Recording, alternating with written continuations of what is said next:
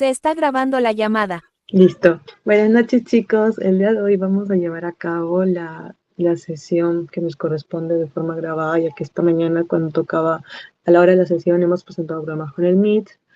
Eh, entonces hemos tenido que hacerlo de forma grabada. El día de hoy vamos a hablar sobre enfermedades y patologías asociadas a las proteínas. Vamos a ver enfermedades Hay un montón de enfermedades. Ahorita justo vamos a hablar de esas, pero solo escogí unas 4 que son como que interesantes y que también van a ver en el curso de bioquímica. Algo que quiero recalcar antes de empezar, que va a ser como un pequeño disclaimer, es que solo estoy abarcando estas patologías desde su etiología asociadas a las proteínas. 2 de estas enfermedades tienen diversas causas, un montón. Y cuando vayan a investigar más, ya sea que les piden algún curso, ya sea que les pidan en bioquímica o tal vez escojan alguna de estas enfermedades para su producto acreditado de bioquímica, quién sabe, van a darse cuenta que hay más causas que no solo están asociadas a las proteínas para que se den algunas de estas enfermedades. Entonces, algo que también quiero recalcar es que yo lo estoy abarcando desde un punto proteico, más no estoy abarcando sus otras causas, porque solo es una hora, solo es 1 hora y 40 minutos, casi 2 horas de clase. Entonces, abarcar todo de estas enfermedades va a ser muy complicado para hacerlo en 2 horas. Otra cosa que también quiero recalcar es que no estoy abarcando la parte de tratamientos porque muchas de ellas no tienen un tratamiento exacto. Van a ver que muchas de ellas tienen un tratamiento que todavía está en investigación por el hecho de que también tiene diferentes causas, que eso ya vamos a hablar cuando entremos a cada una de estas enfermedades. Entonces, no he tocado el tema de tratamiento, pero sí vamos a tocar etiología, mecanismos, y en algunas de ellas, en alguna de ellas he tocado como que una investigación que ya les voy a platicar a medida que avance la clase. Entonces, es un ratito tomo agua, porque se me va la voz. En esta clase vamos a abarcar una introducción donde vamos a hablar sobre las proteínas, qué tiene que ver, cómo es que están asociadas. Vamos a hablar sobre cataratas, Alzheimer, Parkinson y Huntington. Huntington lo van a ver en genética, pero ahorita les voy a dar una pequeña introducción sin tocar tanto la parte genética, porque no vamos a ponernos a hablar de autosómico dominante, autosómico recesivo, porque si vamos a hablar de todo eso, nos vamos a tardar un montón. Lo que yo quiero acá es que sepan cómo es que se origina la enfermedad y qué está asociado y por qué está asociado a las proteínas. Es lo que yo quiero que entiendan, porque eso de autosómico recesivo, si es autosómico dominante, cómo es el tipo de herencia, etcétera, eso lo van a ver en genética, con Huntington. Y también van a ver que Alzheimer también tiene un poco de expresión genética, igual que el Parkinson también tiene un tema de expresión genética y un tema de genes ahí muy amplio, pero eso lo van a ver en genética. Entonces, aquí no estamos en genética, estamos en bioquímica y biología molecular. Lo que yo quiero que entiendan cómo es que funciona su mecanismo. Para que quede claro. Entonces, vamos a empezar con la clase. Tengo una introducción. Van a existir enfermedades conformacionales o por plegamiento de proteínas, que van a ser el resultado de justamente un plegamiento anómalo por errores intrínsecos y extrínsecos que van a amplificar la exposición a situaciones ambientales y de estrés fisiológico. Aún no existe un estudio o una prueba que nos ayude o nos permita pronosticar, creo que sería la palabra correcta, con eficacia la estructura terciaria de las proteínas de una secuencia primaria de aminoácidos y sus variantes. Sin mencionar también que vamos a tener la secuencia primaria modificada por post-traslación, que es por exposiciones justamente ambientales, y también vamos a tener que dichos eventos van a desafiar la integridad del proteoma y van a provocar justamente la eliminación prematura, desubicación, difusión o agregación de proteínas, lo que justamente va a desestabilizar la fortaleza que debería tener la salud y la longevidad de las células, ya que va a haber un manejo inadecuado del proteoma es en la base de la clase tan amplia de cientos de enfermedades que comprenden las enfermedades huérfanas por almacenamiento lisosomal. ¿Qué son enfermedades huérfanas por almacenamiento lisosomal? Son enfermedades metabólicas causadas principalmente por la deficiencia de una enzima o su cofactor, ya sea por la acumulación específica de tejidos de sustratos que degradados de forma incompleta. Entre las enfermedades huérfanas de almacenamiento lisosomal, vamos a tener las enfermedades de Gaucher, las enfermedades de Niemann-Pick, la enfermedad de Fabry, la enfermedad de Tay-Sachs, la enfermedad de mucopolisacaridosis, la enfermedad de Pompe, leucodistrofia, cromática y síndrome de Hunter. Estas enfermedades son enfermedades que se habla a nivel genético porque hay una disposición. Son enfermedades que se da en un número pequeño de la población y que van a involucrar a quién, al almacenamiento lisosomal. Entonces son enfermedades que se dan muy poco común en la población, por eso se dicen enfermedades huérfanas, por el mismo tema de que están abandonadas por las investigaciones. ¿Por qué? Porque es que a un laboratorio no le va a entrar la cabeza buscar buscar un tratamiento adecuado por una enfermedad huérfana si es que no va a ser útil para tanta gente. Pues estas enfermedades sí se ven, si en algún momento se viene a encontrar alguna de estas enfermedades, pero van a ser muy poco común y de nuevo, estas enfermedades son a nivel genético. Los estoy abarcando acá porque Harrison argumenta que esto de enfermedades hueso por almacenamiento lisosomal se va a dar justamente porque va a haber un manejo inadecuado del proteoma. Ahora, tenemos enfermedades asociadas al mal plegamiento proteínico. ¿Cuáles van a ser las enfermedades? Son varias. En Harrison las vamos a tener divididas por los sistemas, más que todo por ciertos órganos. Por ejemplo, en el ojo vamos a encontrar cataratas, amiloides corneal, con lactoferrina, distrofia corneal y reticular. En el pulmón vamos a encontrar proteinosis alveolar, pulmonar, fibrosis quística, y en el músculo vamos a encontrar varias. Vamos a encontrar de una miositis, miopatía por cuerpos de inclusión, amiloidisis media aórtica y amiloidisis cardíaca. Luego en el tejido neuronal vamos a encontrar la mayoría de enfermedades neurodegenerativas, Alzheimer, Parkinson, esclerosis, demencia. Las demencias sí también son un poquito común, pero eso no lo vamos a hablar tampoco tanto. Y bueno, y Huntington, que también vamos a ver que es una enfermedad que también tiene un rasgo genético que es interesante y que es interesante que también conozca. En la tiroides vamos a ver el carcinoma medular tiroideo, sistema inmunitario.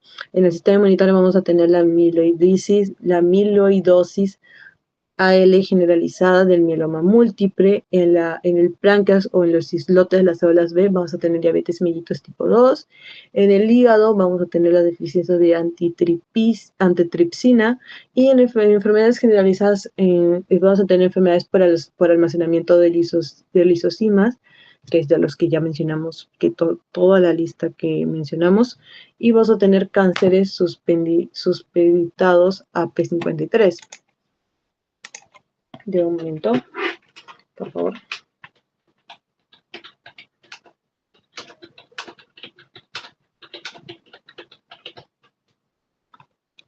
Ya. Ya, entonces, listo.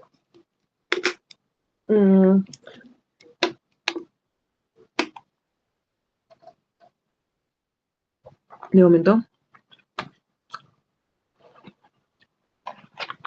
Ya. Ya, ahora, vamos a continuar. Estoy tomando un poquito agua, ya. Ahora, vamos a encontrar que vamos a tener un desafío a nivel bioquímico y de biología, molecular. ¿Por qué? Porque justamente estas enfermedades, es un problema que justamente que la célula hay un desafío a nivel bioquímico molecular, ya que todo lo que pasa en nuestro cuerpo tiene que ver o involucra justamente que el proteoma sea estable y funcional durante todo el desarrollo que exista que exista en el adulto joven y hasta el envejecimiento. Para nuestro cuerpo es necesario que todas nuestras células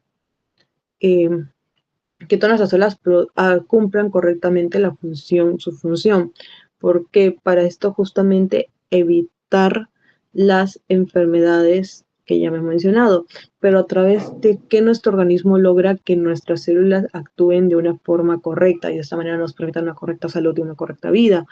Porque vamos a ponernos a pensar, tenemos un montón de órganos en nuestro cuerpo, tenemos un montón de células, que no me acuerdo cuántas eran, era 10 y no sé qué tan, 10 y tantos, no sé, creo que era 10 elevado a no sé tantas de células que tenemos en nuestro cuerpo. Entonces, esas células, todas las células se van a encargar de justamente ayudarnos a que nuestro cuerpo funcione correctamente. Entonces me dirán, pero ¿de cómo se ayudan? Vamos a tener chaperonas moleculares y otros componentes que van a ser han existido desde hace bastante tiempo, que pues se le dice que son conservados, porque van a ser justamente necesarios para la síntesis, plegamiento, translocación y degradación normales de las proteínas. Sin estas chaperonas moleculares y otros componentes que vamos a ver ahorita, el cuerpo va a tener mayor frecuencia a cometer errores en la síntesis y la translocación y el plegamiento de las proteínas. Y al tener esos errores, algunos errores pueden ser errores silenciosos, que pueden pasar desapercibidos, que ya, porque es que no vamos a esperar que el mecanismo del cuerpo que hace la replicación, luego hace la transcripción, luego hace la traducción y todo eso, no vamos a esperar que nuestro cuerpo no cometa errores. No es perfecto nuestro organismo. Si fuera perfecto, no habrían las enfermedades y las que estamos abarcando en todo el curso de química y biología molecular. Entonces, al no ser nuestro cuerpo perfecto, a los componentes que hay dentro de nuestras células, que esos componentes, esas moléculas permiten justamente que se haga todo, que existan estos procesos, van a cometer errores tarde o temprano. Pero ¿qué pasa? ¿Cuál es la diferencia de que tal vez cometan un error, pero este error no genere? Es la cosa que se va a alterar, o sea, el, el aminoácido que se puede alterar por cualquier motivo, y ese aminoácido que se puede alterar puede que no tenga importancia que se cambie, no sé, que de una timina pase a una, no quiero decir ninguna borrada, que una timina, no sé, se cambie por una guanina. O sea, si es que hay un cambio, puede que no pase nada, puede que simplemente ya no esté el cambio, se haga el cambio y listo. Pero ¿qué pasa si en lugar de tener una timina, se cambia uno? En lugar de que pero ¿qué pasa si cambias justo el codón que te va a codificar cierta proteína? Ahí sí tenemos un problema, porque es que puede ser que esta proteína sea fundamental para ciertas funciones fisiológicas. Y esa función fisiológica se vea justamente alterada por esta misma proteína. Entonces, es por eso que es importante saber que no siempre, que porque exista un error de estas chaperonas de estos acompañamientos, de estas moléculas, de estos componentes de acompañamiento en la replicación, transcripción y producción, no porque cometen un error significa que automáticamente traen una enfermedad. No, tiene que haber un error significativo. Creo que aún no hemos llegado a esa parte, no vamos a hablar de eso, pero una vez creo que hablemos de transcripción, replicación y toda esa parte, vamos a conocer que existen diferentes tipos de errores. Vamos a tener el cambio de base, etcétera. Son diferentes tipos de errores que según el diferente tipo de error que se dé, es qué tan perjudicial va a ser para el organismo. Entonces, y esto no solo van a ver en biología y bioquímica molecular, también lo van a ver en genética. En genética van a tener que aprenderse de memoria qué cosa está cambiando en la estructura de, del, del, AR, sí, en la estructura del ARN para que justamente al momento de ser traducido no se esté dando correctamente, no esté dándose correctamente, no se esté dando la traducción correcta que debería formar cierta proteína. Entonces, eso es lo que quiero que tengan claro. Ahora, en el primer imagen, donde está uno hay un ciclo, este ciclo nos muestra justamente que en la célula va a haber una serie de proteínas que van a contribuir al plegamiento, que van a ser las chaperonas, o en algunos, y también hay unas que se les llama como las chaperoninas. Las chaperoninas van a proporcionar una cavidad explícita para el plegamiento de las proteínas, mientras que las chaperonas no, las chaperonas son más bien un acompañamiento, por eso se le dice chaperonas. Un ejemplo que siempre pone el doctor Cho para entender el significado de chaperona es, por ejemplo, antes las mujeres no podían verse con un hombre para ir a un lugar, para ir a algún lugar, tenían siempre que estar con alguien acompañada, ya, es lo mismo hacen las chaperonas en los procesos, están siempre ahí acompañando para que al momento que tal vez suceda un error, ellas puedan intervenir. Entonces, ambas proteínas van a detectar a las proteínas mal plegadas y la mayoría de las proteínas mal plegadas, porque no son todas, ¿eh? No son de que van a estar todas las proteínas mal plegadas, van a ubicar a todas y todas las van a hacer un proceso. No, hay algunas que se les va a ir, pero puede que las que no se vayan no sean errores significativos. Estas proteínas mal pegadas van a tener residuos hidrofóbicos hacia el citosol. Cuando esto es termodinámicamente desfavorable en un medio altamente polar, que es el citosol. Entonces, cuando detectan estos residuos hidrofóbicos, se van a unir a ellos proporcionándole tiempo para que se prieguen de forma correcta, y esto lo hacen justamente sin necesitar de ATP directo. Sin embargo, sí lo van a tener que utilizar al momento de realizar cambios conformacionales, y para de esta manera, a partir de estos cambios conformacionales, facilitar el plegamiento. En cambio, en las chaperoninas van a funcionar más que todo con el ciclo que vemos en la imagen, ya que se va a tratar de un mecanismo de plegamiento de proteínas mediado por chaperonas en bacterias, específicamente por el sistema DNAK, DNAJ y GRPE. Este sistema nos va a ayudar justamente a evitar un mal plegamiento y la agregación de proteínas recién sintetizadas o desnaturalizadas. En la primera parte del ciclo, que sería en el número 1, vamos a ver que va a haber una unión de DNAJ a la proteína desplegada. La chaperona DNAJ se va a reconocer y se va a unir a la proteína desplegada, y luego la va a transferir, luego se transfiere la proteína DNAK a otra chaperona importante. En la 2 va a haber una hidrólisis de ATP en DNAK. DNAJ va a estimular la actividad de la ATPasa de DNAK, lo que va a provocar justamente la hidrólisis de ATP a ADP, como podemos ver aquí en la imagen, que hay ADP unido a esa parte.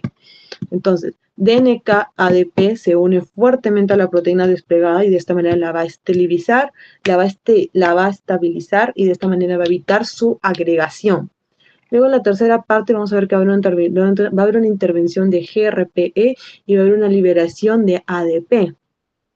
El GRP va a ser un factor de intercambio de nucleótidos, lo cual va a estimular la liberación del ADP de DNAK. Y esto va a permitir la unión nuevamente de la molécula ATP a DNK. Entonces, y la última etapa va a ser justamente la liberación de la proteína a su posible destino.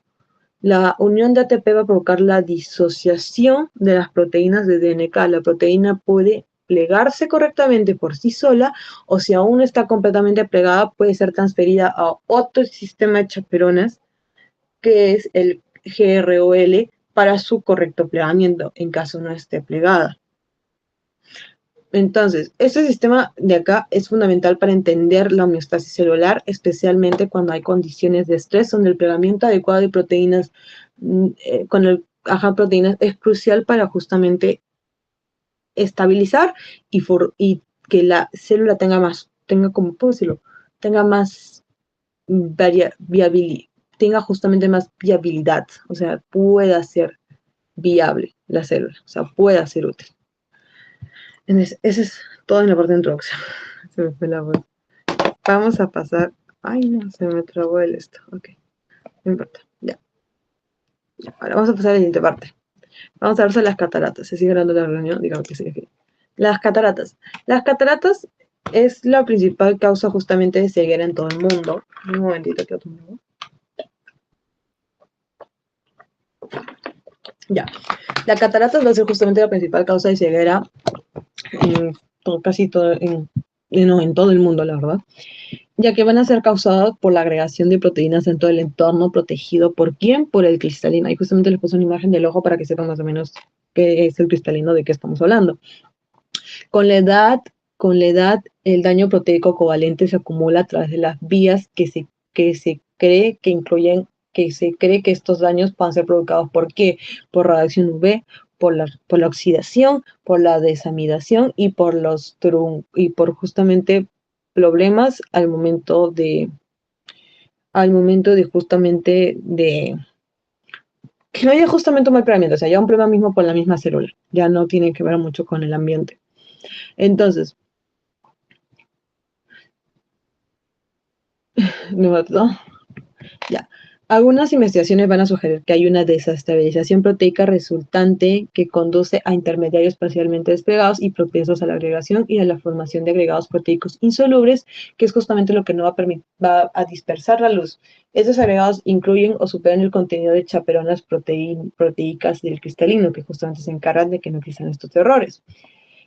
Vamos a tener, justo acá, justamente resulta que está en sus principales solubles.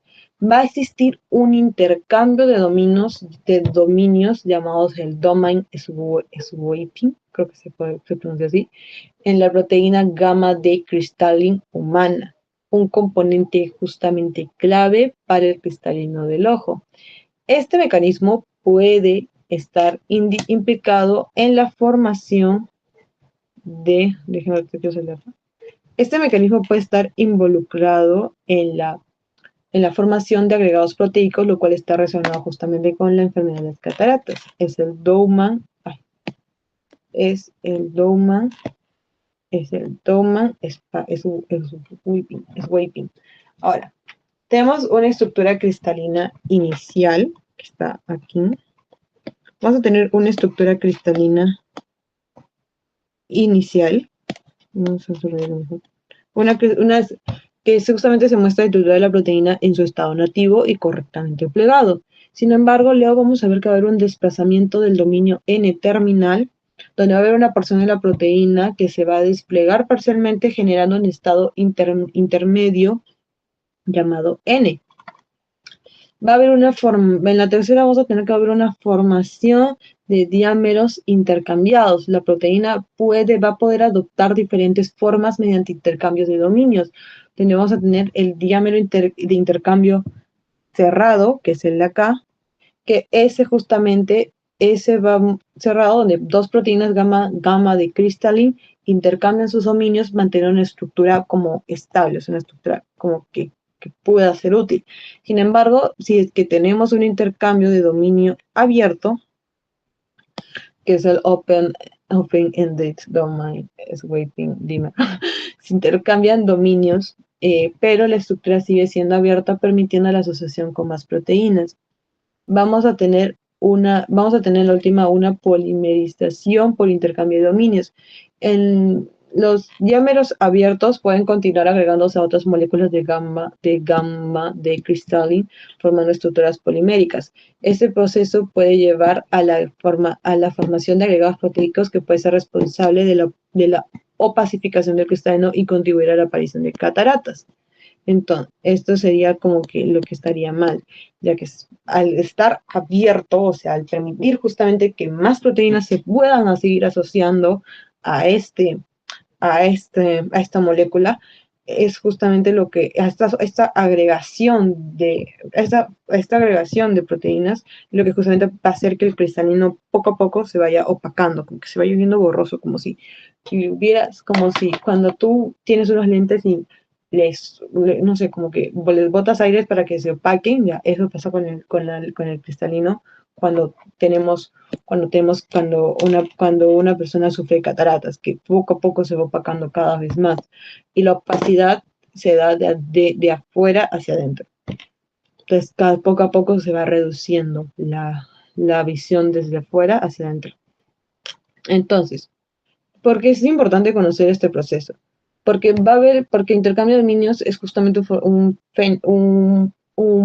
fenómeno biológico que va a tener alta relevancia, ya que va a ser beneficioso en algunas proteínas para generar funciones novedosas, pero también puede ser perjudicial cuando lleva a una agregación y formación de depósitos insolubles, como en enfermedades oculares o también las neurodegenerativas. Ahora, vamos a acá. Las cataratas, que son la opacificación del cristalino, dispersan la luz visible a medida que pasa a través del cristalino y en consecuencia van a degradar poco a poco la agudeza visual.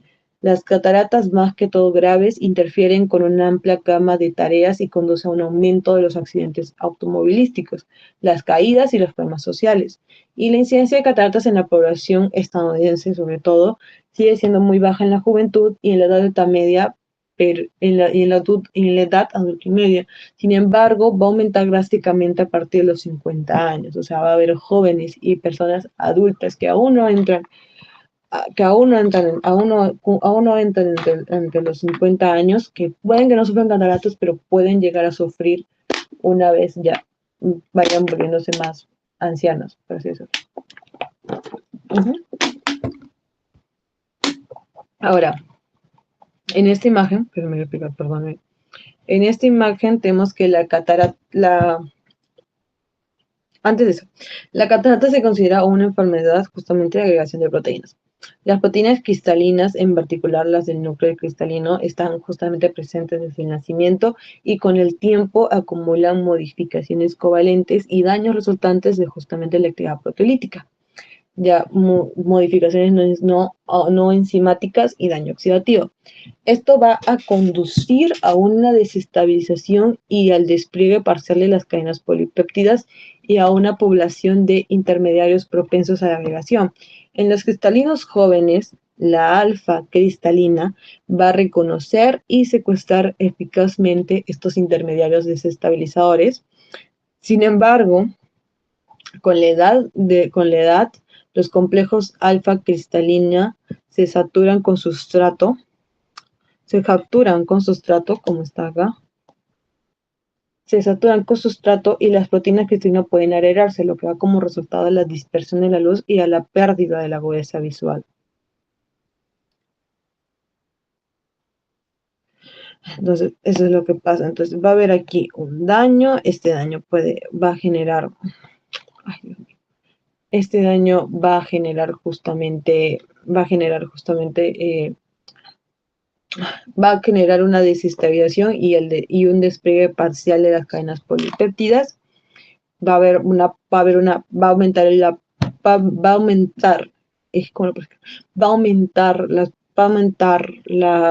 aumentar o va a mejorar, no sé cómo decirlo, pero va a haber un agregado de las proteínas.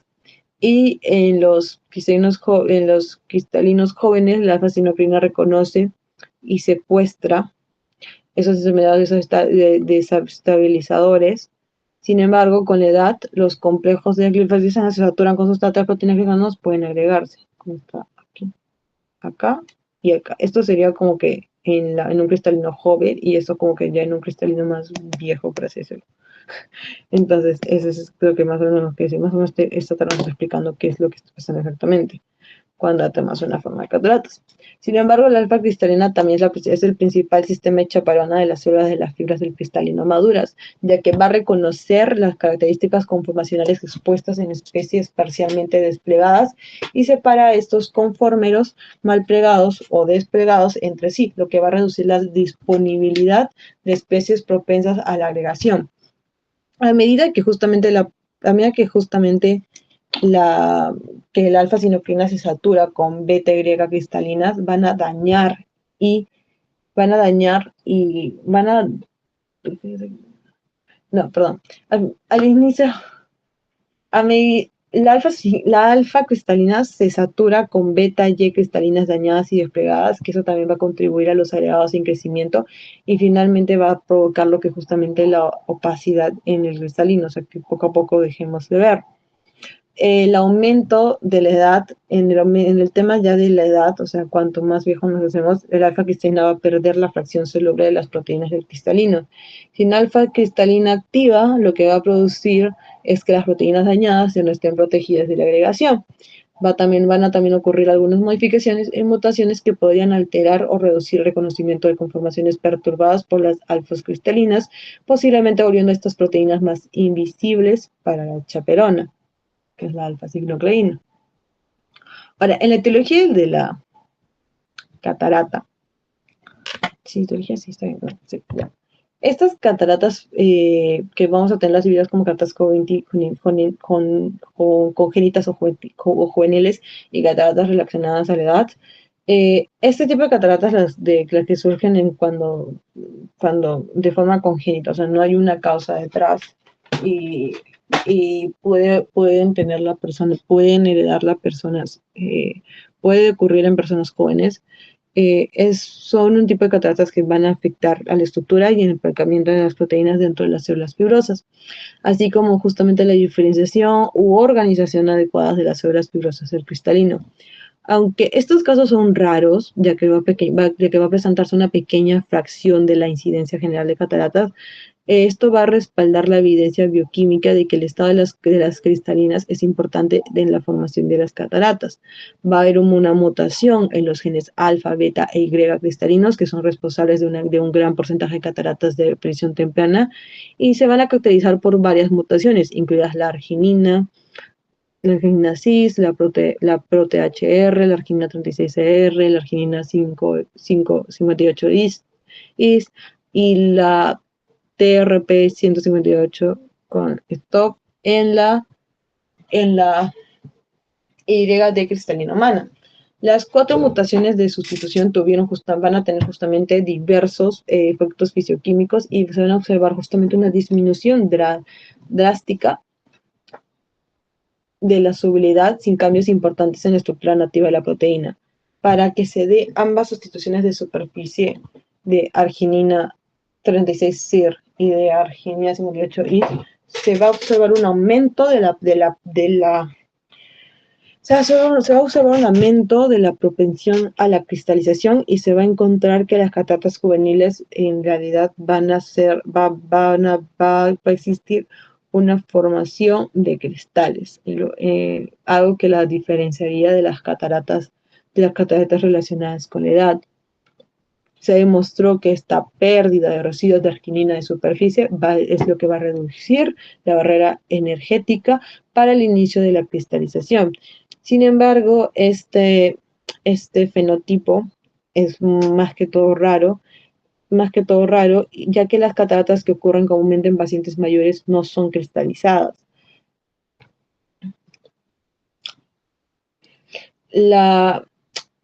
Que justamente hay una sustitución de arginina 14-cis, es lo que va a provocar que exista un residuo de cisteína, ya que esta cisteína va a tener la formación inapropiada de enlaces difusoras intermoleculares y precipitación de proteínas, debido a que van a faltar protocolos exitosos para cultivar fibras de cristalino. Va a ser más que todo difícil evaluar a qué medida los modelos de agregación in vitro coinciden con el proceso de agregación en una persona. Y justamente se va a obtener estudios de sustituciones de aminoácidos individuales que causan cataratas de aparición temprana en ratones. Y estos experimentos van a sugerir que justamente la agregación in vitro puede capturar características de reacción de agregación dentro del cristalino, cosa que aún no está asegurada. O sea, ¿qué pasa? Podemos ver que en jóvenes o personas que aparezcan de manera congénita sin tener ningún precedente detrás que pueda formar cataratas, en lugar de tener cataratas, que es la opacidad del ojo, o sea, que el ojo poco a poco vaya perdiendo la visión, es que van a haber una formación de cristalinos. Estos cristalinos se están provocando por una sustitución de la arginina 14-cis, lo cual provocó justamente enlaces difusos intermoleculares y precipitación de proteínas que forman estos cristales. Esa es la diferencia entre las cataratas congénitas o juveniles, o bueno, lo que se ha visto en jóvenes y en personas que desaparecen de repente. Sin embargo, en cataratas relacionadas con la edad, vamos a tener que las cataratas de aparición madura se van a formar a partir de proteínas tipo ¿cómo puedo decir? Tipo en mal estado, puede ser, que estas conformaciones justamente han sido perturbados en muchos casos por un daño covalente. Algunos de los agentes capaces de inducir cataratas se han identificado en modelos de animales y a partir de estudios epidemiológicos. Estos incluyen metales pesados, radiaciones UV y otros tratamientos que hacen la formación de especies reactivas de oxígeno. Eso también creo que lo hemos hablado, no estoy segura, creo que sí. Y ¿Qué pasa? En este caso se cree o se sospecha que el daño oxidativo es un contribuyente importante a las cataratas, dada la baja tensión del oxígeno en el cristalino. Va a haber ves justamente una fuente fisiológica que las especies reactivas de oxígeno, de las especies reactivas de oxígeno que no está clara, aunque estos niveles bajos junto con la fotooxidación de los filtros de rayos ultravioleta pueden ser suficientes para causar daño, los altos niveles de glutatión se van a encargar de proteger a las proteínas del cristalinos de la oxidación y se cree que las reducciones significativas de estas moléculas redox en el núcleo de la edad contribuyen al desarrollo y progresión de las cataratas. En ratas se ha visto que el selenito de sodio es lo que va a inducir de forma rápida y irreproducible esta opacidad del cristalino. Este efecto del selenito es lo que se cree que tal vez podría ser inducido por el daño oxidativo. Sin embargo, no hay tantos estudios, de nuevo por el tema de que es complicado hacer una investigación de cataratas, que avalen que esto se da por un daño oxidativo. Sin embargo, ya, el daño oxidativo puede alterar significativamente la función de las células epiteliales del cristalino y la desregulación del calcio y la actividad de las calpañas que van a desempeñar un papel importante en el modelo de catarata de selenito. El selenito de sodio. Este daño oxidativo va a ser vamos a ver justamente que va a haber un aumento de los niveles de peroxidación lipídica. Ahora, luego de hablar sobre el estrés oxidativo y que este podría ser una posible causa a la aparición de cataratas con la edad, vamos a tener que la aparición de la radiación UV y otras radiaciones electromagnéticas van a también estar relacionadas a la formación de catarata. Los rayos ultravioletas y ciertas longitudes de rayos UV van a dañar las proteínas del cristalino, aunque van a existir mecanismos que se van a encargar justamente de evitar que esto pase. Sin embargo, una reducción de estos filtros puede aumentar el daño.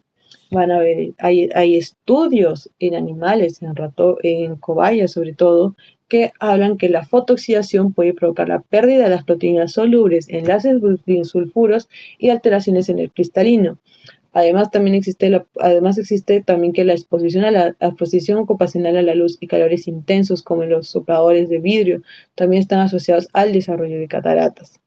Como tercera causa, pues, que en cataratas relacionadas con el tema que habrá una desregulación del contenido de iones de calcio dentro del cristalino, que va a también estar implicado en la formación de cataratas a través de la activación de las calpainas proteasas, aunque también va a desempeñar un papel en el desarrollo y funcionamiento normal del cristalino.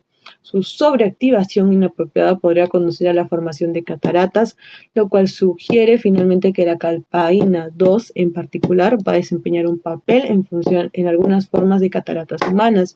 También se ha demostrado que animales tratados con selenito que desarrollan rápidamente cataratas nucleares tenían niveles elevados de calcio intracelular en comparación con los controles no tratados, y estos a su vez podrían activar las calpainas que podrían provocar las cataratas. Eso es también las diferentes etiologías en cuanto a las cataratas. Ahora, no me deja mover, genial. Dime un ratito. Ya.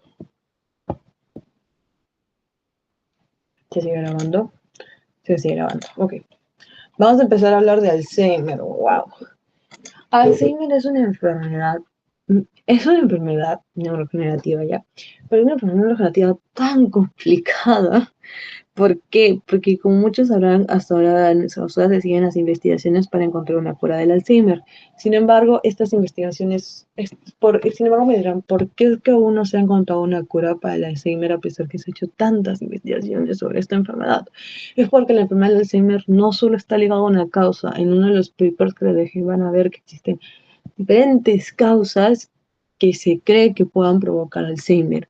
Y cuando encuentran una principal causa, una principal causa y hacen un fármaco o un tratamiento que pueda ayudar a que esta principal causa no genere Alzheimer, se van a dar cuenta que sí, pues sí, o sea, interrumpe esta causa, ¿no? O sea, no se va a dar esta causa, sin embargo va a haber otra causa secundaria que sí produce Alzheimer, que este tratamiento no va a poder lidiar con eso. Entonces va a tener que crear otro tratamiento más para que paliar con esa causa. Y la otra vez se van a dar cuenta que no solo esa causa, que también hay otra causa más que también provoca Alzheimer y así sucesivamente. Es una enfermedad muy compleja porque no está hasta ahora descrito su etiología o su mecanismo de acción como tal. O sea, no hay algo, no hay ningún paper que te diga claramente estas son tales, tales, tales, tales, y de esta manera tales, tales, tales, es que se da o se produce el Alzheimer. No hay. En este caso vamos a hablar sobre la parte de las proteínas, porque si nos metemos a hablar sobre que el tema de la vascularización, etcétera, bla, bla, si estamos a hablar sobre otras cosas del Alzheimer, vamos a estar acá 1 hora, 2 horas.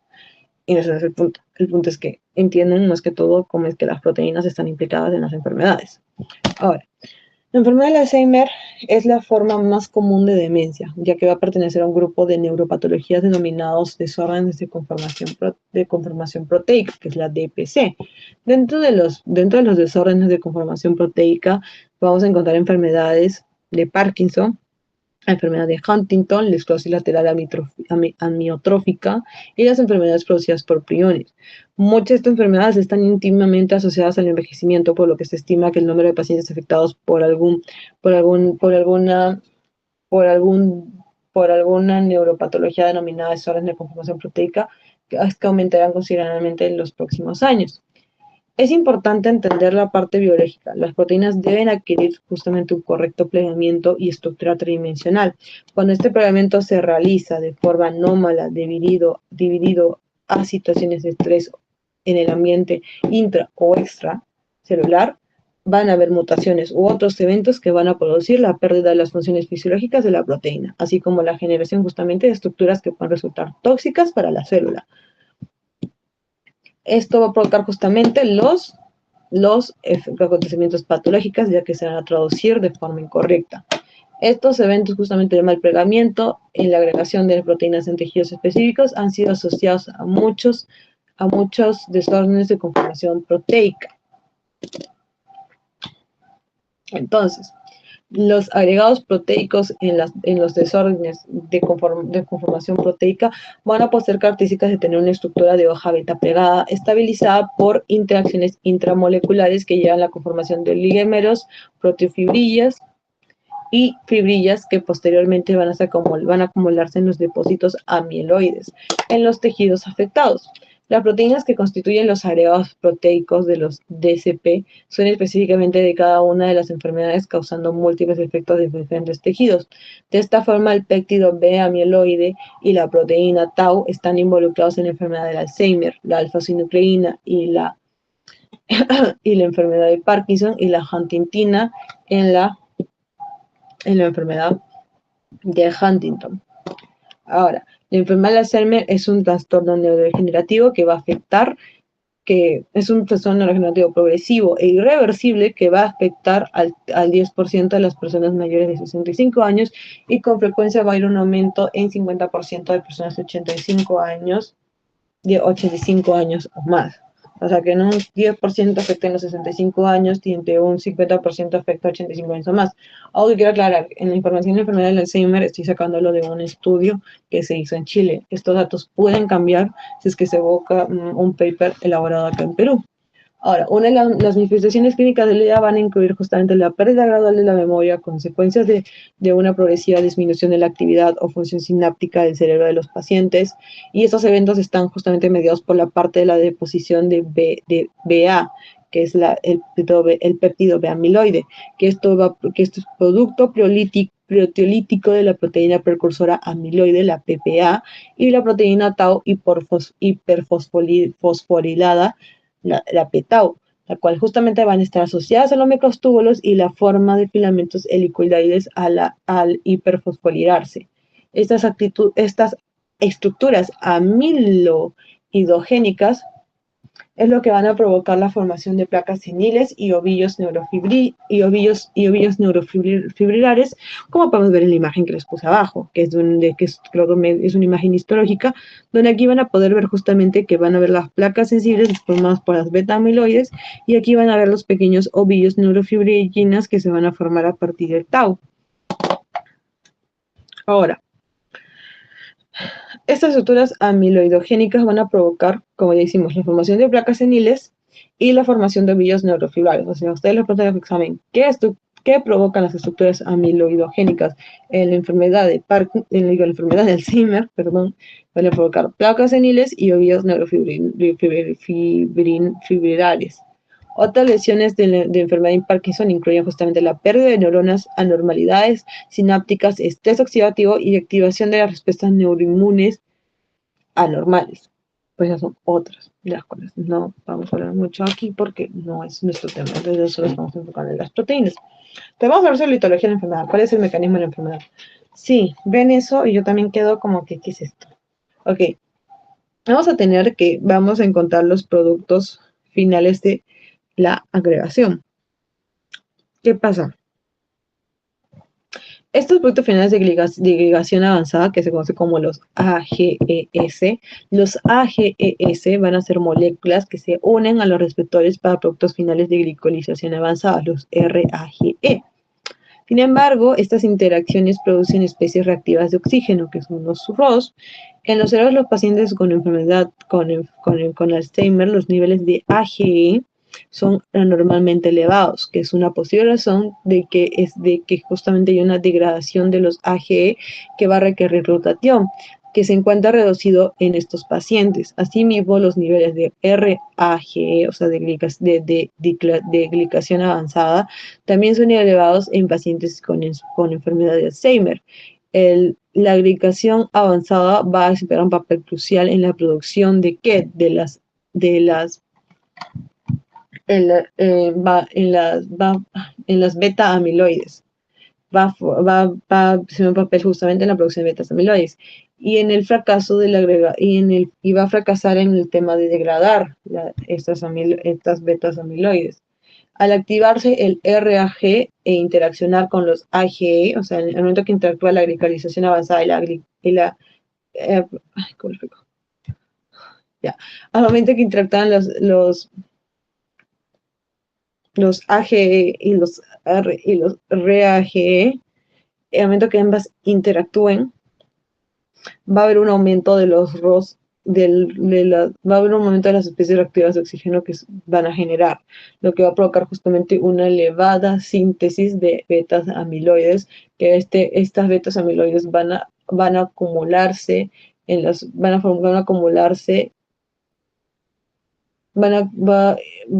betas amiloides van a formar lo que serían las placas neurofibrillas. Estas placas neurofibrillas en total, ¿qué son? Son un acúmulo de las betas amiloides.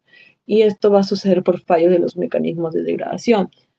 Estos fallos en los mecanismos de degradación es lo que va a producir el daño neuronal que el estrés oxidativo va a provocar en el cerebro, y este es como que el tema importante para la fisiopatología justamente de la demencia senil.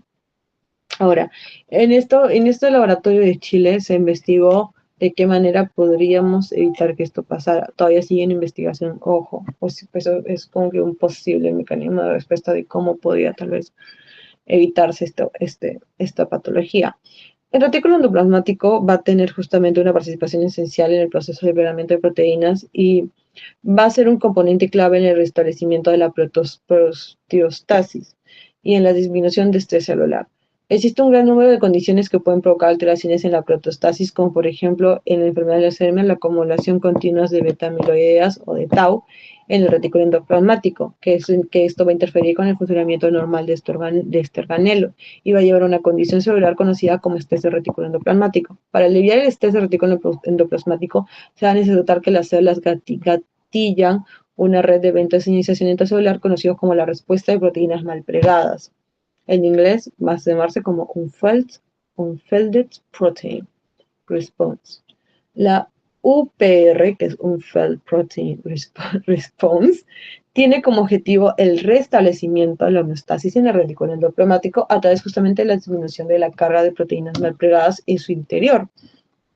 Este proceso está compuesto por tres sensores proteicos principales: la proteína quinasa PERK, la enzima independiente de inositol, IR1, y el factor de transcripción activador, la ETF6 alfa y beta. Ahora, en la imagen de aquí vamos a ver que va a existir una respuesta a las proteínas mal plegadas, mal plegadas, la UPR, y su rol en la enfermedad de Alzheimer. El estrés que se va a producir en el retículo induce justamente a una respuesta adaptiva conocida como la UPR. La respuesta de la UPR es controlada por tres sensores de estrés principales: el IR1, el PERC y el ATF6, que es la que hablamos arriba. La actividad de la RNasa de IR1 es que va a procesar el RN mensajero que codifica para el factor de transcripción de XBP1, permitiendo que así se dé la expresión de su forma activa que actúa sobre genes relacionados con la UPR y la sobrevida celular. La PER, en cambio, va a fosforilar el EIF2, inhibiendo la síntesis de proteínas y aumentando la expansión de ATF4, como podemos ver acá. Espérense, a ver si lo puedo señalar, si es que aún me está por señalar. ¿Cómo lo podemos ver? Acá, en esta parte de acá. La AT4. Este factor de transcripción, que es lo que va a reprimir la CREB2, que va a estar asociada a la consolidación de la memoria, y finalmente la ATF6 es exportado desde el artículo endoplasmático al aparato de Golgi, en donde sufre una proteólisis liberando su dominio citosólico, la ATF6F, que actúa sobre los genes proadictivos y aumenta la sobrevida neuronal. Este es como que el mecanismo que va a responder nuestro cuerpo. En resumen, tú vas a tener el retículo endoplasmático, tienes el citosol, vas a tener IR1, que el IR1 va a unirse. ¿Qué pasa? Esto va a generar el TRAF-F2 y el RIDD.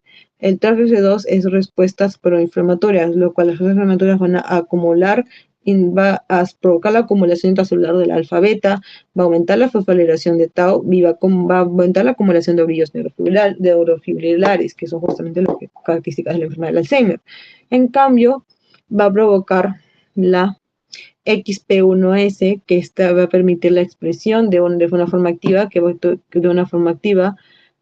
actúa sobre genes relacionados. Esto va a provocar, ¿qué cosa? Las chaperonas. Estas chaperonas, ¿qué van a hacer? Van a tener una protección contra la neurotoxicidad, va a aumentar la sobrevida neuronal y va a aumentar la liberación de calcio. Luego de eso vamos a tener el PERC. Como otro punto vamos a tener el PERC. El PERC se va a unir y el PERC va a fosforilar EIF2 alfa, y el EIF2 alfa va a inhibir, la síntesis de proteínas y va a aumentar la expresión de ¿qué? De ATF4. ¿Ves? Aquí ya no hay síntesis, ya no hay producción de proteínas, por lo tanto ya no aumenta el deterioro cognitivo. Y el ATF4, ¿qué va a hacer? Va a ser un factor de transcripción que va a reprimir al CRB2, y de esta manera, que el CRB2 está asociado a la conciliación de la memoria.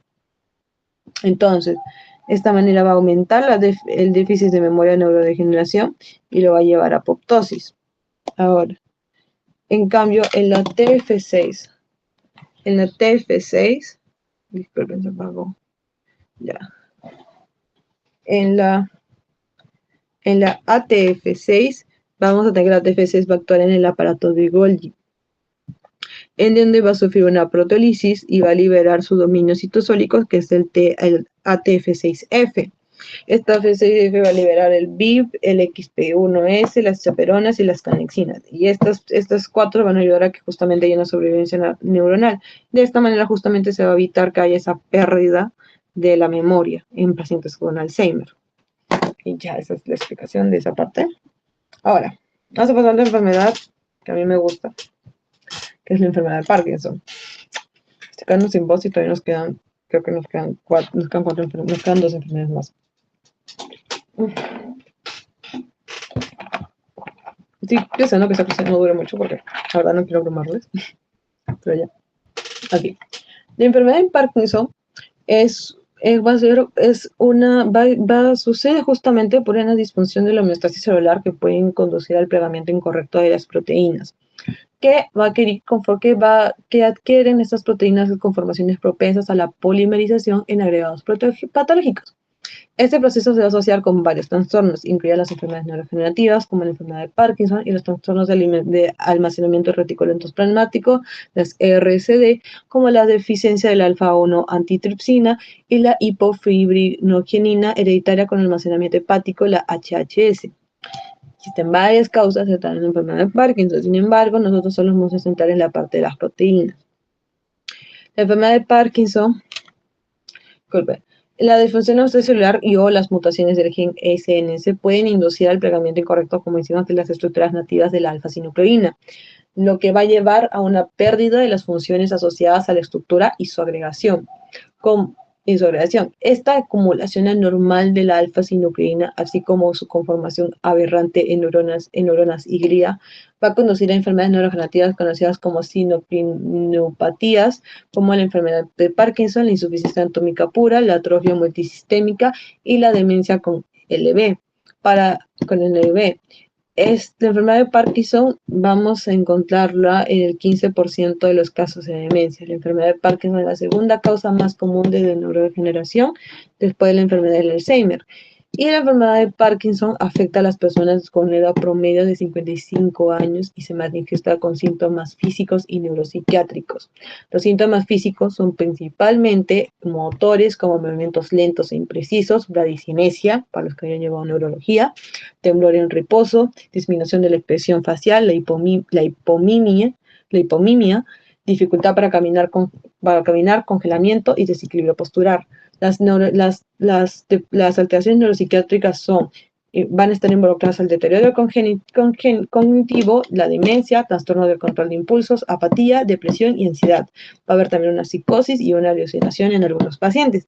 Y también la enfermedad de Parkinson va a contribuir, se le atribuye principalmente la muerte de las células neurodopamigénicas, aunque no es en todos los casos.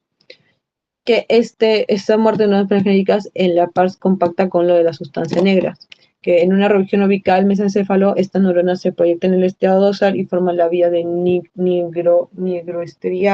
nigrohistriatal, lo cual la señalización de la iniciación dopaminérgicas en el sistema nervioso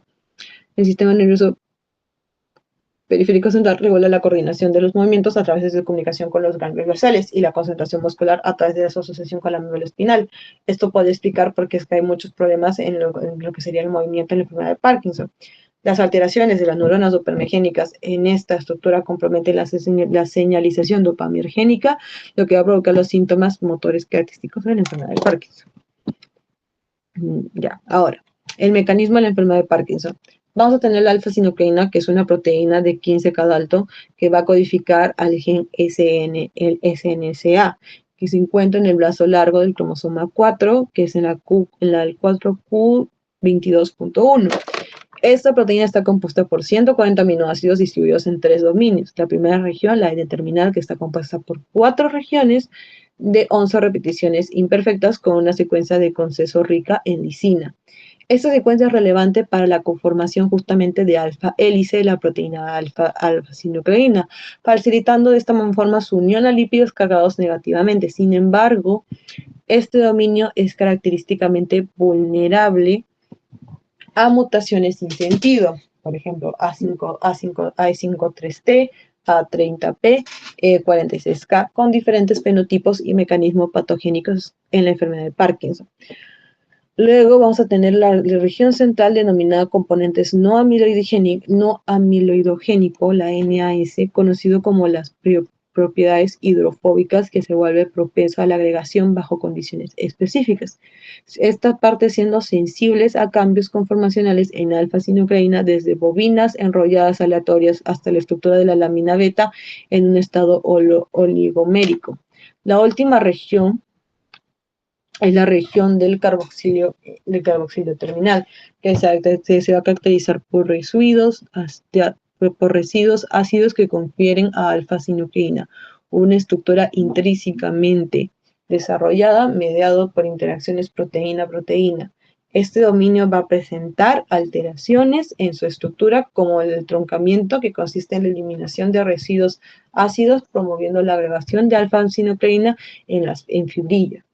En relación con esto, puede recurrir modificaciones post-traduccionales en el dominio C-terminal como fosforalización, ubiquitinación, nitración y olignacilación, que son residuos de treonina, T33, T34 y T54 y T59, que influye en la agregación de alfa-sinucleína. En condiciones fisiológicas se considera que la alfa-sinucleína sí va a promover la curvatura de la membrana en las terminales dopaminérgicas presinápticas, lo que va a contribuir a la formación de vesículas y a un atoramiento vesicular. Estas funciones se mejoran mediante la asociación con el complejo SNAR, que va a consistir en unas sinaptoprevinas, proteínas asociadas a la membrana vesicular, la PAMP, VAMP, sintaxinas y proteínas asociadas a la sinaptosoma, que es el SANP25. Esta interacción sugiere un papel potencial para la alfa-sinucleína en la regulación de la liberación de dopamina. Además, la alfa-sinucleína también puede adoptar otras conformaciones estructurales en ciertas condiciones fisiológicas o patológicas que aún no están del todo cubiertas o investigadas. Recordemos de nuevo, tanto la enfermedad de Parkinson como la enfermedad de Alzheimer son enfermedades que todavía se está investigando bien cómo es que funciona su mecanismo o cuáles son sus mecanismos principales. Cuando hablamos de mecanismos principales nos referimos a causas. Son enfermedades que tampoco tienen un tratamiento específico por el tema que les expliqué. Cuando sale un tratamiento específico, puede que ese tratamiento ayude a una de las causas, sin embargo, puede que la otra siga todavía produciendo la enfermedad y es por eso que estas dos enfermedades, o bueno, que sí, las enfermedades neurodegenerativas en general, sean difíciles de tratar, porque son complicadas de encontrar un tratamiento que pueda ayudar a inhibir todas las causas de la enfermedad, y más si son un montón de causas como es en la enfermedad del Parkinson, como es en la enfermedad del Alzheimer. Y bueno, eso es todo por esta diapositiva. Ahora, vamos a hablar sobre la enfermedad de Huntington. Aquí les voy a mostrar un videito que encontré que me gustó, que hablaba bonito más o menos de la enfermedad de Parkinson, y ya luego yo les digo la enfermedad de Huntington, y ya luego yo les voy a explicar. Si es que carga el video. ¿Qué es la enfermedad de Huntington? La enfermedad de Huntington es una afección neurodegenerativa hereditaria que afecta el sistema nervioso central. Se caracteriza por el deterioro progresivo de las células nerviosas en ciertas áreas del cerebro, lo que conduce a problemas motores, cognitivos y psiquiátricos. ¿Cómo funciona? Cuando hay una mutación en el gen HTT, se produce una proteína anormal llamada... Disculpen. ¿Qué es la enfermedad de Huntington? La enfermedad de Huntington es una afección neurodegenerativa hereditaria que afecta el sistema nervioso central. Se caracteriza por el deterioro progresivo de las células nerviosas en ciertas áreas del cerebro, lo que conduce a problemas motores, cognitivos y psiquiátricos. ¿Cómo funciona? Cuando hay una mutación en el gen HTT, se produce una proteína anormal llamada huntingtina mutante. Esta proteína se acumula en las células cerebrales, especialmente en una región llamada ganglios basales, encargada del control del movimiento, el equilibrio y la coordinación. Por ello, los primeros síntomas de la enfermedad de Huntington suelen estar relacionados con problemas motores. Esta mutación altera el funcionamiento normal de las células cerebrales y a medida que se acumula forma agregados tóxicos llamados inclusiones, causando daño y muerte celular progresiva. También puede causar cambios cognitivos como dificultades en la memoria, el pensamiento, la toma de decisiones y el juicio, así como desarrollar problemas psiquiátricos como depresión, ansiedad, irritabilidad y cambios en la personalidad. A medida que la enfermedad progresa, los movimientos involuntarios, los problemas cognitivos y emocionales pueden empeorar, por lo que el tratamiento se enfoca en utilizar medicamentos para controlar los síntomas y mejorar la calidad de vida de los pacientes. Para conocer más sobre neurología, visita www.revistamsp.com, el lugar donde médicos, pacientes y profesionales de la salud pueden entrar. Dale like y sigue. Ya, ok. Entonces, vamos entonces. ¿Qué es la enfermedad? ¿Qué es? No quiero poner pausa el video. ¿Qué es la enfermedad? Ya. Entonces, la enfermedad de Huntington, también se le conoce como la enfermedad de Corea de Huntington, porque por lo que provoca es movimientos coreicos, no creo que así se le dice, movimientos como si no sé si han visto una vez a una persona borracha caminar y así la que como medio cojeando y ya, esos son como más o menos sus enfermedades coreicos, como si fueran como con ritmo, por así decirlo, no sé cómo explicarlo exactamente, pero esos son los movimientos coreicos. Es un trastorno neurodegenerativo autosómico dominante que que cursa con corea a tetosis, que son movimientos descontrolados de torsión en las extremidades, alteraciones cognitivas y problemas psiquiátricos.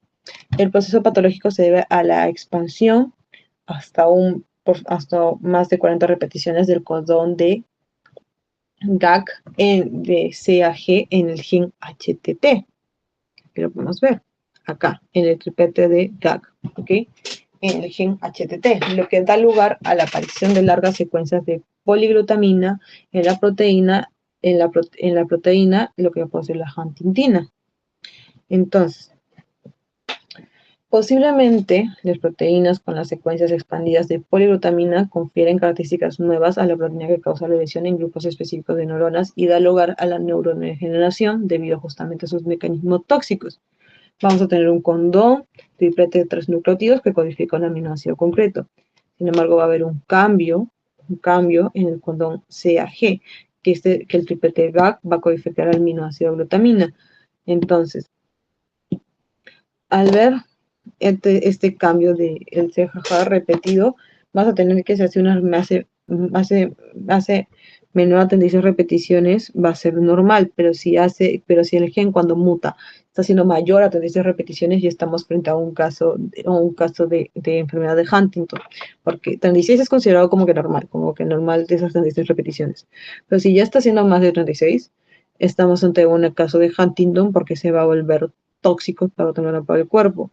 La proteína huntingtina anómalo va a producir más de 76 restos de glutamina y esto va a producir lo que es la enfermedad de Huntington, la huntingtina, como así se le suele decir. Ahora,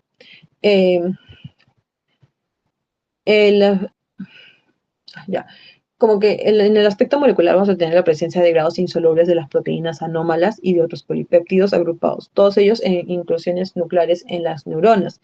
Se considera que los agregados son el resultado de las respuestas celulares normales frente al pegamiento anómalo de la huntingtina debido a la expansión de la poliglutamina. O sea, en vez de tener menos glutaminas, ahora se le va a decir que es poliglutamina por el tema de que está pasando las 36 repeticiones, que es lo considerado normal. Sin embargo, a pesar que estas inclusiones son muy llamativas, su formación puede tener un carácter protector en lugar de patogénico. Actualmente aún no se han descrito los mecanismos responsables de la muerte neuronal mediada por la expansión de la poliglutamina en la huntingtina. La huntingtina expandida en su forma soluble o agregada va a alterar un gran número de procesos celulares como la transcripción, el transporte vesicular, la fisión mitocondrial, así como la transmisión y plasticidad sináptica. En el futuro se identificarían más los mecanismos responsables, los cuales quizás van a poder permitir la corrección del fenotipo. Por ejemplo, la huntingtina expandida se va a asociar de forma normal con una proteína de fisión mitocondrial, la GTPasa, denominada proteína relacionada con la dinamina 1. Lo que va a dar lugar a múltiples anomalías mitocondriales en individuos con enfermedad de Huntington.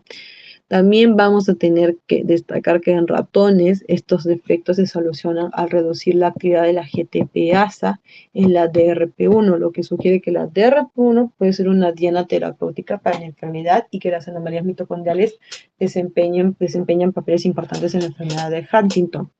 Ahora, ¿dónde está ubicada esta mutación? Esta mutación va a estar ubicada primero en el gen HTT, en el locus, o sea, en la ubicación 4P16.1. Esta mutación ya lo hemos mencionado antes, es un trastorno neurodegenerativo autosómico dominante con corea, tetosis, alteraciones cognitivas y problemas psiquiátricos que va a ser causado por una expansión del codón GAG en el gen HTT, resultando justamente en poliglutamina en la proteína huntingtina, que la huntingtina tenía 350 de Daltons, y esto va a estar expresado en el sistema nervioso central. Va a haber una degradación del cerebro, o sea, vamos a tener que poco a poco se va degradando. Ahora, ¿cómo sabemos que las repeticiones son normales? Vamos a tener que, si es igual o menor a 26 repeticiones, estamos en un proceso normal, que todo tranquilo. Si tenemos de 27 a 35 repeticiones, vamos a tener que haber una premutación heredable, pero sin síntomas, ¿ya? Si tenemos una 36 a 39 repeticiones, va a haber una penetrancia reducida o síntomas tardíos. Y si tenemos más de 40 repeticiones o igual a 40 repeticiones, va a ser una penetrancia completa. Vamos a tener una enfermedad de Huntington típica. Y sin embargo, si tenemos más de 55 repeticiones, lo más probable es que el Huntington aparezca de forma juvenil. Ahora, ¿cómo puedo decir? Vamos a tener que, puede que al inicio, cuando el bebé o el paciente o el niño pueda presentar la mutación en sí, sin embargo, puede que una parte de su etapa de vida no presente síntomas, sus capacidades funcionales estén correctas. Sin embargo, luego puede llegar una premanifestación donde vamos a tener que las capacidades funcionales van bajando, van bajando y que va aumentando los síntomas de Huntington. Vamos a tener deficiencias motoras, vamos a tener deficiencias cognitivas o demencia, vamos a tener el Corea que es característico de Huntington. Entonces vamos a tener síntomas motores iniciales, que son los movimientos coreicos, la afectación de extremidades y zona facial. Vamos a tener fases intermedias, vamos a tener un aumento de la prominencia del Corea, vamos a tener dificultades en deglución, dificultades en la marcha, síntomas adicionales como distonia o rigidez. Cuando llegamos a una etapa terminal, vamos a tener pérdida de la independencia. El niño no va a poder hacer nada por sí solo, la mamá va a tener que estar ahí o el papá va a tener que estar ahí, entonces el niño va a estar completamente indiscapacitado. Va a haber complicaciones como neumonía, va a haber reducción severa de la movilidad, y en las alteraciones cognitivas vamos a tener problemas de atención de parte del niño. Estamos hablando de una enfermedad que afecta el sistema nervioso central. Técnicamente el que es un todo, el que es todo lo que nos permite que nuestro cuerpo opere de manera correcta. Y también vamos a tener comienzo de alteraciones antes de los síntomas motores. Entonces, esto va a haber, en este caso, una persistencia de síntomas cognitivos en etapas más avanzadas. Y ya, eso es todo lo que hay que hablar. Huntington, entonces, es una enfermedad que sí la van a ver. Quiero buscar algo. Mira, ahorita me acabo de acordar.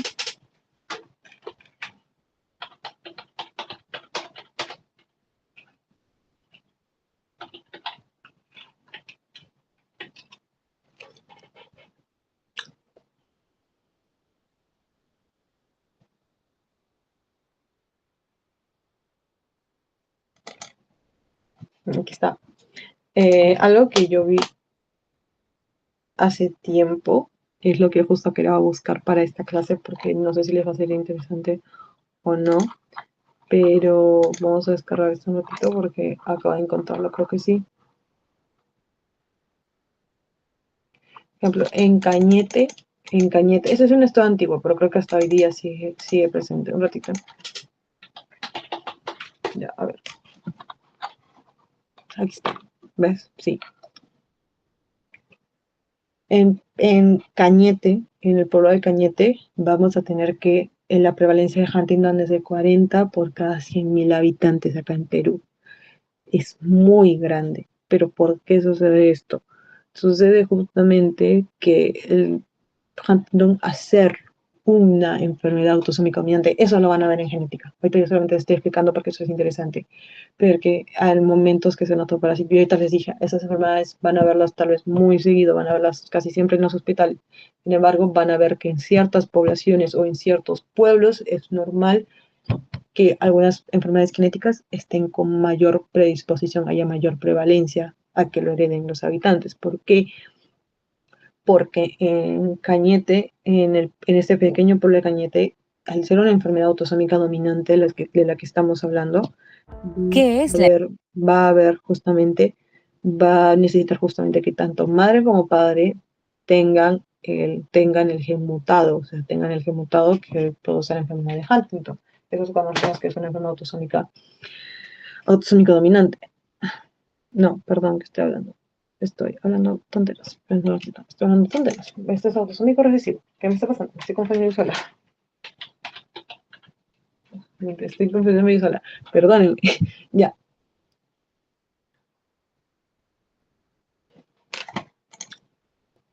Entonces, ¿qué pasa? Al ser una autosómica dominante, va a suceder que solo necesita que uno de los padres tenga el gen mutado para que se pueda heredar la enfermedad de Huntington. Disculpe por la tontera que dije hace un rato, estoy media cansada. Entonces, en Gañete ha habido un aumento de las personas con Corea de Huntington. ¿Por qué? Porque tal vez ha habido, tal vez justamente al ser un número tan grande, o sea, una mujer se metió con un hombre, el hombre o la mujer, o cualquiera de los dos pudo haber tenido la enfermedad o pudo haber tenido el gen mutado, y de esta manera se lo transfieren al hijo, el hijo ya sale con Corea Huntington y así. ¿Y qué pasa? Pasa que el número de repeticiones, por lo que yo entiendo y también por lo que leí, es que el número de repeticiones de Huntington va aumentando.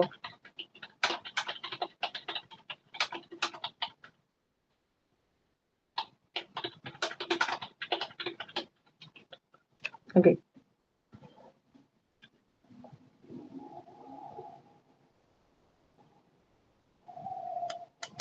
Entonces va aumentando.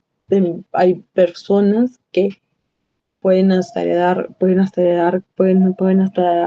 más, pueden hasta 120 repeticiones. Y esto ocasiona aún más daño. Los niños que nacen con el HUNT con tantas repeticiones van a tener mucho más problemas a largo plazo. La enfermedad se va a presentar desde mucho antes. Es prácticamente, y es una enfermedad muy fuerte. Cuando lo estudian en genética, se van a dar cuenta que aún hay muchos más factores detrás, pero no les puedo practicar mucho esos factores porque sería meternos en la genética y eso ya se los van a explicar más adelante. Si es que ya se los explico más adelante, si es que ahorita no están llevando en verano genética. Creo que no, porque creo que no se ha aperturado, no estoy segura. Pero eso es más que todo lo que les quiero comentar. Y ya, ahora sí. Por el día de hoy ya acabamos la clase. Allá están las referencias completas respecto a todo. Es necesario que se sepan estas enfermedades porque las van a ver en bioquímica y biología molecular.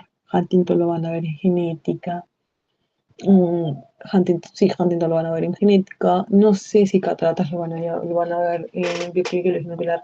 Creo que sí lo vimos, pero no me acuerdo bien. Pero sí hemos hablado de Alzheimer y sí hemos hablado de Parkinson.